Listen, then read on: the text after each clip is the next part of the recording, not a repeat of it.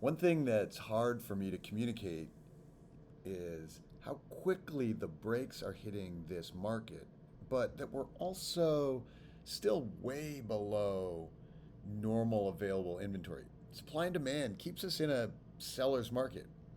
It was just 2019 when we had nearly a million single family homes on the market in June. So, as as all our financial markets are in turmoil, the question is how long do we stay here? How high and how quickly can inventory grow? What does that mean for buyers and sellers right now? Every week, Altos Research tracks every home for sale in the country. We analyze all the pricing, the supply and demand, all the changes in that data, and we make it available to you before you see it in the traditional channels. If you aren't using Altos market reports with your clients, your buyers and sellers, right now might be the time to step up. Go to altosresearch.com and book a free consult with our team because everybody is worried about what's happening right now. I'm Mike Simonsen. I'm the CEO of Altos Research, and here's what we're looking at for the week of June 13th, 2022, in the U.S. real estate market. Total inventory of unsold single family homes is up to 396,000 this week. That's up another 5.6% from last week. Some of this increase is seasonal. It's normal. It's June. Most years, inventory doesn't actually reach its peak until September, though the most of the weekly gains happen before July. So we probably have 12 more weeks of inventory climbing before we hit the final apex of the year. Available inventory is still fewer than last summer's September peak, though it looks like we'll probably pass that mark in just a few weeks. We have most of the summer with inventory climbing higher than last year. We already are 16% more homes on the market right now than we did last year at this time.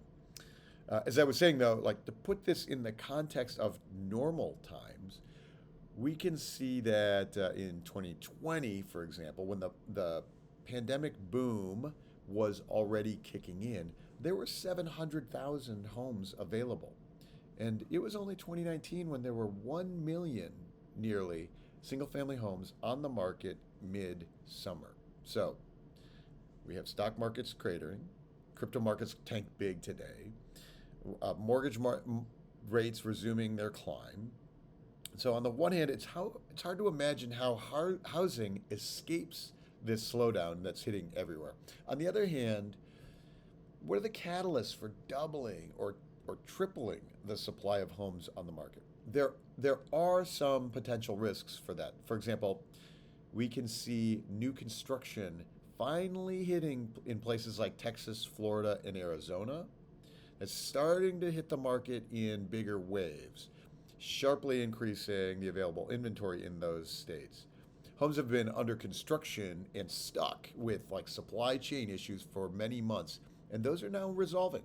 And so we can see spikes in inventory in those states that have heavy new construction.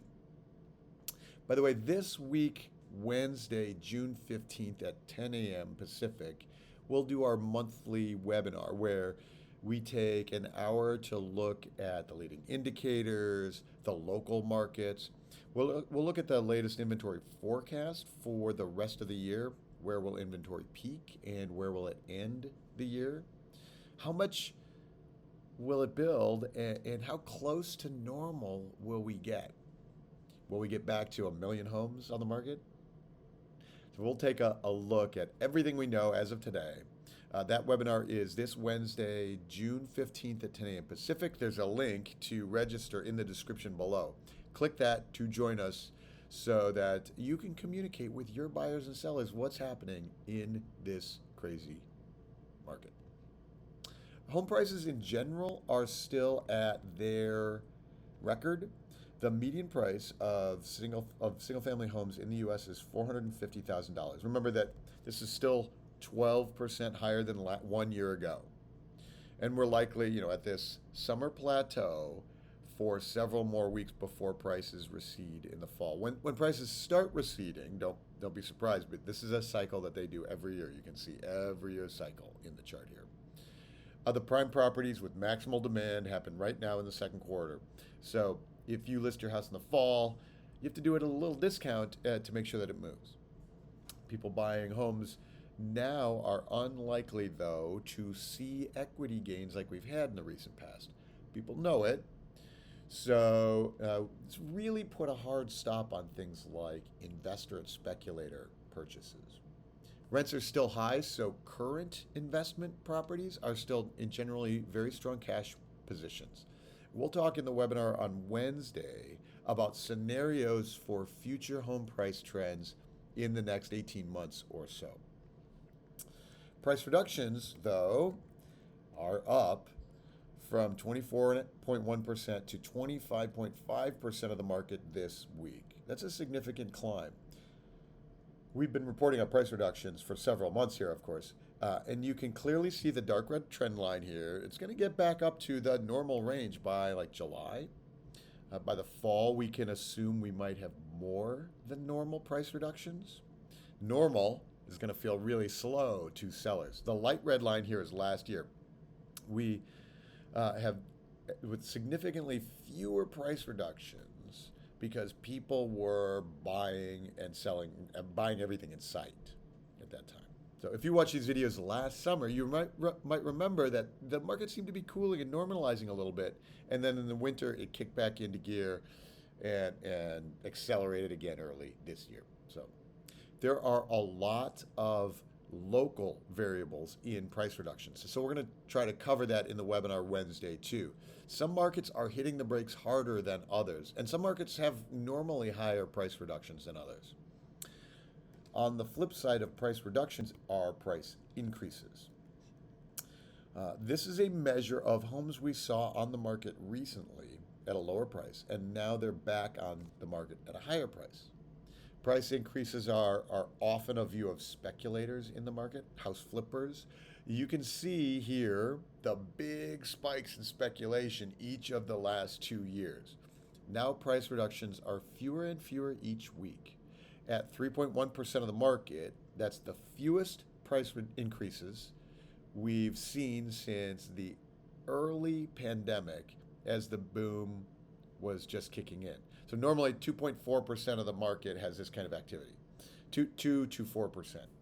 You can really see the speculator activity grinding to a halt now. That's got to be a good sign, healthy for the housing market, creating opportunities for first-time home buyers and other like non-investors to find their places to live. We can see the inventory build with our immediate sales chart. 113,000 new listings hit the market this week. 26,000 of them still went into contract immediately. As we are approaching the seasonal peak of demand, so that even while the price reductions number shows that demand is slowing, it's still June, and that's when people buy houses. So as a percentage, we're down to 23% of the active listings went into contract immediately. That's falling, and it's actually falling more slowly than I expected. Who are these people buying houses immediately, bidding immediately on homes? I suppose maybe they're buyers who've been outbid for a year and they finally see their opportunity. Maybe they're buyers who are afraid rates are going to spike further from here. Maybe it's just a function of June. At any rate, expect this percentage to keep dropping. Fewer bidding wars, longer market time, greater inventory as the year goes on. As I mentioned, this week, Wednesday, June 15th, is our hour-long webinar. We have over 1,000 people sign up for these webinars each month, and the space is limited to 1,000 attendees. So if you need to communicate what's happening to frightened or unprepared buyers and sellers, you should join us. Wednesday, 10 a.m. Pacific. There's a link to register in the description below.